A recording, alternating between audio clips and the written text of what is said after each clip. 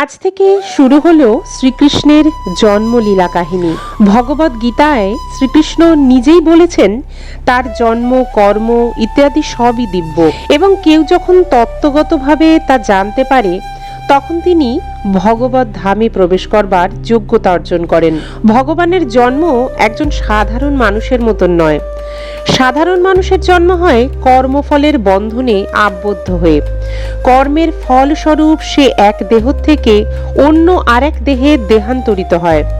ভগবানের জন্মের কথা বিশ্লেষণ করেই ভগবদ গীতার 2য় অধ্যায়ে বলা হয়েছে তিনি তার নিজের ইচ্ছার প্রভাবেই আবির্ভূত হন। যখন ভগবানের আবির্ভাবের সময় হলো তখন কাল সর্বগুণ সমন্বিত হয়ে পরম সুন্দর হয়ে উঠল।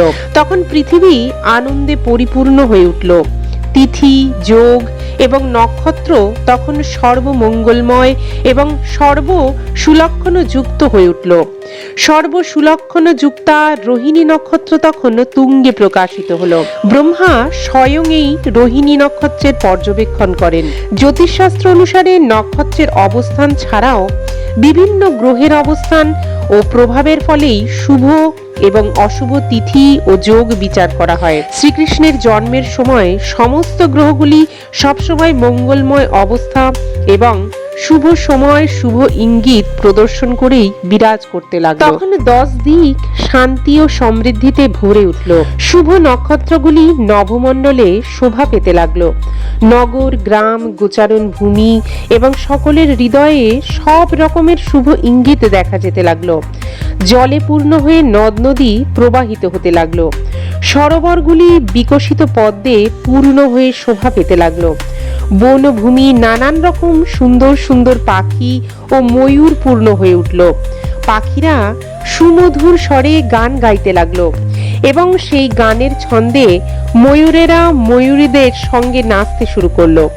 সুমধুর গন্ধ বহন করে বায়ু বইতে লাগলো এবং শরীরের স্পর্শানুভূতি অত্যন্ত সুখকর বলে বোধ হতে লাগলো। ব্রাহ্মণেরা অনুভব করলো যে তাদের গৃহের পরিবেশ যজ্ঞানুষ্ঠানের অনুকূল হয়ে উঠেছে। আসরিক রাজাদের অত্যাচারে যজ্ঞ অনুষ্ঠান তখন প্রায় বন্ধ হয়ে গিয়েছিল। যজ্ঞের আগুন প্রায় নিভে গিয়েছিল, কিন্তু এখন তারা আবার প্রশান্ত চিত্তে আগুন জ্বালাতে সক্ষম হলো। যজ্ঞানুষ্ঠান করার থেকে বঞ্চিত হওয়ার ফলে ব্রাহ্মণেরা অত্যন্ত বিমর্ষ হয়ে পড়েছিল, কিন্তু শ্রীকৃষ্ণের আবির্ভাবের সময় তাদের চিত্ত প্রসন্ন হয়ে উঠল, কেননা তারা নভমণ্ডলে ভগবান শ্রীকৃষ্ণের আবির্ভাব সূচক দিব্য শব্দ তরঙ্গ শুনতে পেল।